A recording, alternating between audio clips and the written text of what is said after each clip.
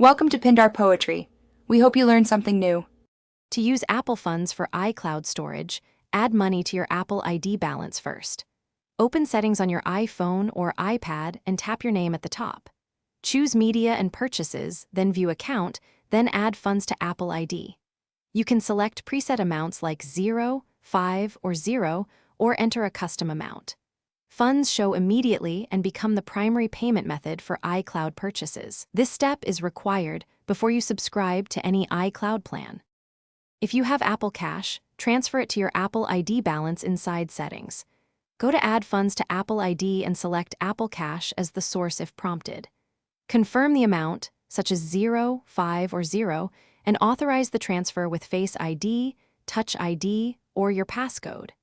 The balance updates instantly and appears under your Apple ID payment methods.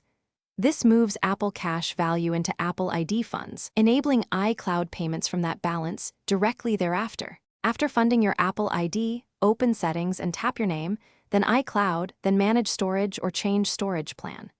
Choose the plan you want, for example, 50 GB for /bin/sh 99, 200 GB for 99, or 2 TB for 99 per month.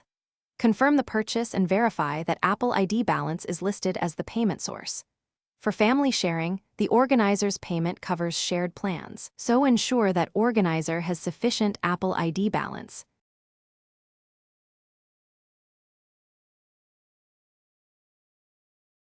Thanks for watching. Consider subscribing if we helped you.